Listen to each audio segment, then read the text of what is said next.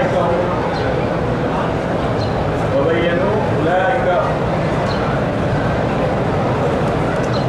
من البينات والهدى من بعد ما بيناه للناس في الكتاب أولئك يلعنهم الله ويلعنهم اللاعنون إلا الذين تابوا وأصلحوا من بعد ما بينوا أولئك أتوب عليهم وأنا التواب الرحيم. Itu makna sampai kepada perkataannya Ar-Rahim. Jadi orang kata Abu Hurairah, kenapa engkau banyak cerita hadis? Jadi dia cerita sebabnya, inna ikhwanana al-mujahmaha minal muhajirin, sesungguhnya saudara kami daripada golongan muhajirin, orang yang berpindah dari Mekah ke Madinah, kana yushghiluhum as-saffu fil aswaq, adalah mereka itu berniaga ke pasar. Karena orang Mekah orang berniaga, kalau dia masa di Mekah tak ada, dia berniaga ke Syam, ke Yaman. Jadi di sana ada pasar, jadi pergi ke pasar hari-hari. Wa inna ikhwanana al-ansar, dan saudara kami daripada Ansar penduduk Madinah, kana yushghiluhumul amal fi amwalihim, adalah bergendala mereka itu dengan kebun mereka, hari-hari pergi kebun. Wa inna Aba Hurairah kana yalzamu Rasulullah sallallahu alaihi wasallam li syabi' batni, dan bahwasanya Abu Hurairah, kata Abu Hurairah, kana yalzamu Rasulullah, adalah Abu Hurairah melazimkan Rasulullah li syabi' batni, supaya kenyang perut dia. Nak berniaga tak ada harta, nak pergi kebun tak ada kebun, cuma nanti ada orang sedekah makanan, dia tumpah makan dengan Rasulullah, itu saja. Wa yahduru ma la yahdurun, hadir dia dengan Rasulullah ketika mereka itu tidak hadir. Wa yahfadhu ma la yahfadhun, dan dia hafal barang yang mereka tidak hafal karena mereka baik. Artinya Abu Hurairah bilang, kalau nak belajar ilmu, nak bagi dapat sempurna ilmu, kena belajar betul. Kalau belajar sambil jual, sambil berniaga, sambil itu ini, boleh gitu-gitu hai kata orang muda. Kalau mengaji sungguh tak tinggal, itu dapat semua. Kalau ada kerja, mesti kerja pergi. Mesti tak kerja, tak ada kerja, main mengaji. Pilih kita sampai bergulat pun tak apa-apa nak pilih.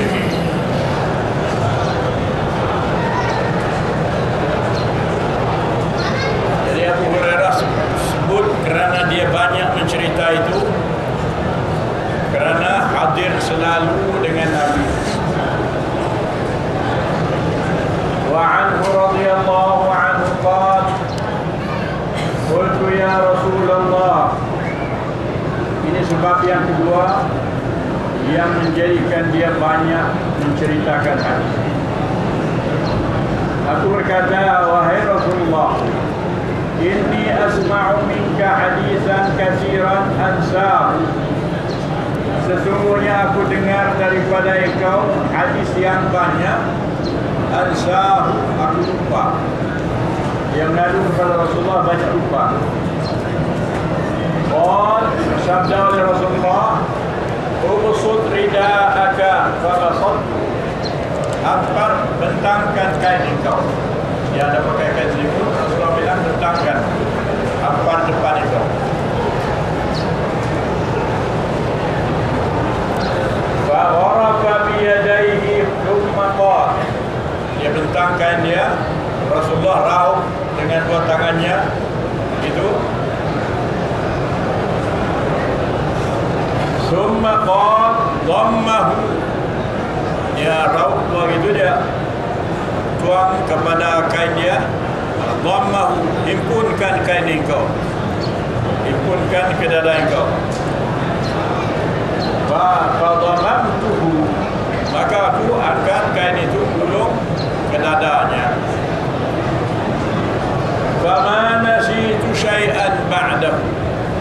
maka tidak aku lupa lagi lepas pada itu. Karena berkat doa Rasulullah kepada dia dengan isyarat kepada kain itu, suruh hampar, himpun ke dada dia, dapat ingatan yang banyak.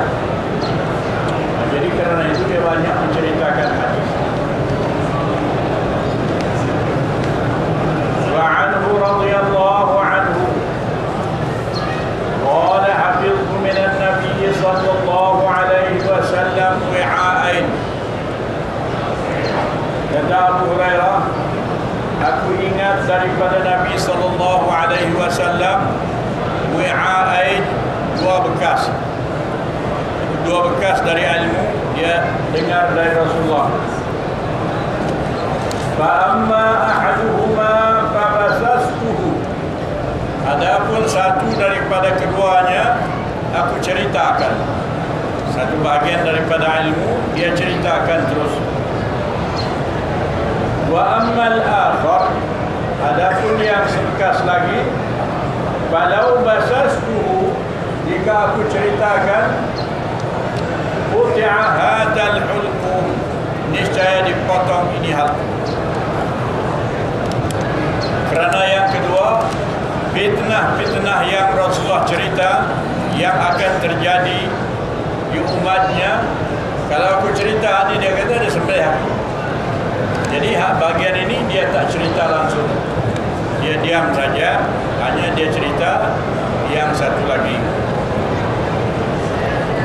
Yang pertama dia cerita, yang kedua yang berbahaya kepada dia, iaitu cerita pemerintah yang di belakang.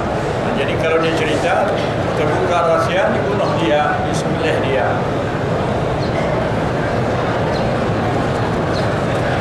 Babul insad lil ulama.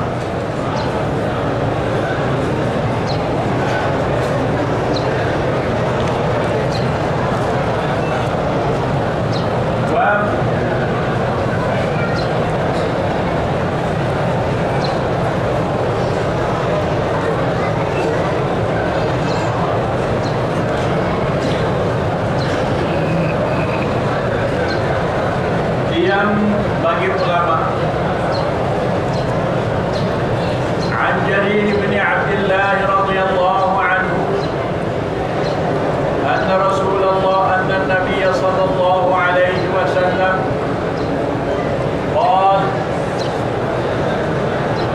qala lahu fi hajjatil wada'. Rasulullah berkata kepada Jarir bin Abdullah pada haji Al-Wada', pada tahun haji yang Rasulullah kerjakan tahun yang 10, ansitin nas, diamkan manusia. Kerana manusia berbicara, bercakap, Rasul bilang kepada dia, diamkan manusia, suruh mereka itu diam. Faqal la tarji'u ba'di kuffara, tidak akan kamu kembali selepas aku kepada kufur. Artinya tidak murtad kamu lagi. Yadribu ba'dukum riqaba ba'din, yang memukul setengah kamu leher setengah yang lain. Artinya kamu tidak akan kembali kepada murtad selepas mati aku, yang menjadi berbunuh-bunuhan di antara kamu.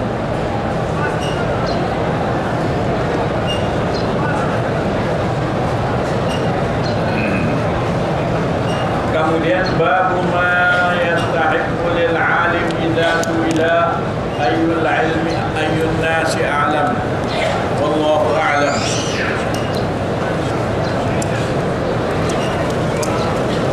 Sambungan ada 5 menit 10 menit lagi. Bid'ah-bid'ah yang diamalkan dengan sebab baik sangka dengan guru, dengan pelajaran, terjadi amal. Di dalam sembahyang saja banyak perkara juga yang terjadi daripada bid'ah. Mulanya di awal salat, bid'ahnya apa? usalli fardal isya 4 raka'atin ma'muman lillahi ta'ala. Allahu Akbar. Usalli itu bid'ah namanya. Kenapa bid'ah? Kerana Rasulullah tak ajar gitu. Orang kata Syafi'i, mazhab Syafi'i baca usalli, itu pun orang tak faham mazhab Syafi'i. Imam Syafi'i tulis dalam kitab dia, babu ma yadkhulu fis salat, bab yang masuk kepada sembahyang. Wa yadkhulu fis salat bit takbiri, masuk kepada sembahyang dengan baca takbir, yaitu Allahu Akbar.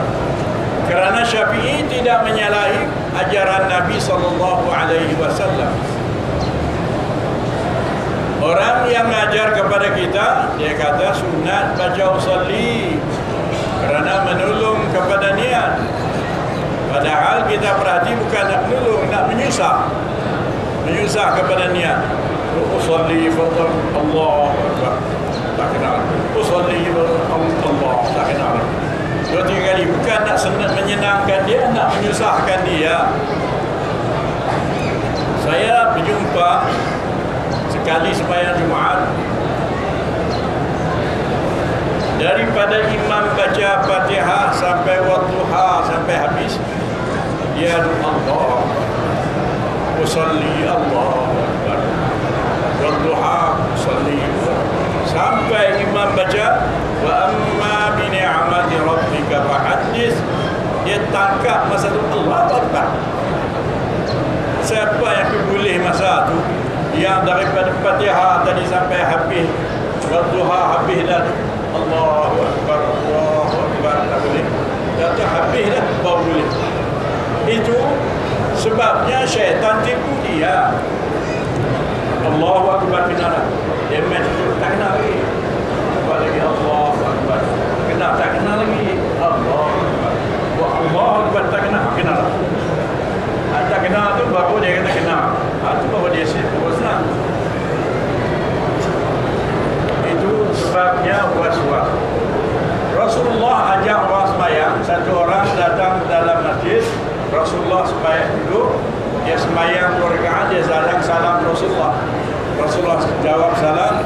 Rasulullah kata, pergi sembahyang lagi, engkau belum sembahyang. Dia pergi sembahyang sekali lagi, datang salam. Rasulullah bilang, pergi sembahyang lagi, engkau belum sembahyang. Dah 2 kali dah. Kemudian dia kata, demi Allah yang mengutuskan engkau dengan sebenar, saya tidak tahu lagi lebih daripada itu. Ajar kepada saya. Maka Rasulullah ajak sembahyang macam mana? Rasulullah kata, idza qumta ila shalah, apabila bangun engkau nak sembahyang, fakabbir, baca takbir. Dia tak kata baca usalli dah, baca fakabbir, baca takbir. Jadi bangkit berdiri, Allahu Akbar. Waktu Allah Akbar itu niatlah di dalam itu saja. Aku sembahyang maghrib 3 rakaat, sembahyang isya 4 rakaat, sudah. Itu sembahyang cara mengikut sunnah Nabi SAW. Cuma untuk lebih kita pandai juga. Dia kata bid'ah, tapi bid'ah hasanah. Dia pandai kata bid'ah hasanah pula. Siapa ajak ke bid'ah hasanah? Bid'ah tidak ada melainkan dalalah semata-mata. Orang yang kata bid'ah hasanah itu masuk di dalam maslahah al-mursalah. Dia kata macam tulis Quran bid'ah juga. Itu namanya maslahah mursalah. Ditulis Quran. Walhasilnya orang yang baca usalli bukan mazhab Syafi'i. Mazhab tertipu dia Syafi'i saja. Anda tahu, anda baca kitab Syafi'i sendiri. Jadi kadang-kadang kita kalau tak bisa dengar, kita, itulah tempat Wahabi itu mengajar, tentulah. Itulah yang biasanya selalu. Padahal dia Syafi'i pun tak erti apa lagi. Pandai pergi kata kau orang Wahabi lah, kau muda lah, macam-macam. Itu yang kita pasal sabuk perut ke apa? Sabuk perut kesian kat dia. Pasal bodoh, tak pernah berubah langsung ilmu ni. Nak pasang itu sampai hari kiamat langsung. Itu di awal sembahyang, di akhir sembahyang. Assalamualaikum warahmatullahi wabarakatuh. Allahumma inni as'aluka ridhaka wal jannah. Assalamualaikum warahmatullahi wabarakatuh. Wa a'udzu bika min sakhataka wan nar. Macam kepalanya lagi. Ada yang sepak tertengok pada. Sapu muka tidak ada. Waktu Rasulullah SAW, kata sahabat Samurah bin Jabir, kami Rasulullah SAW memperkuat seorang kami dengan tangannya, Assalamualaikum, Assalamualaikum. Jadi Rasulullah tengok, Rasulullah, kenapa kamu mengisyaratkan dengan tangan kamu macam ekor kuda liar? Macam ekor kuda liar, piak itu saya apa? Cukup kamu letak tangan atas lutut, ulu Assalamualaikum warahmatullahi, Assalamualaikum warahmatullahi, sudah. Tapi karena biasa ni, ada kawan kita nakal sana, dia larang kawan tersebut. Lalu kita bid'ah tu tak ada tersebut. Kawan ni dah biasa, dah ketagih dah. Tiba dia main sembahyang balik kanan ni, kawan ni Assalamualaikum warahmatullahi wabarakatuh, dia tekan tangan, tekan, tak boleh langgar. Tapi tak boleh langgar, dia seronok turun sampai berjumpa di bawah juga. Pasal ketagih sangat. Hak ni tak boleh naik, hak ni turun sampai jumpa di bawah. Jadi ketagih pun tak boleh buat ketagih sangat. Ini bukan masa ketagih ni. Wallahu a'lam wa sallallahu wa sallam wa barak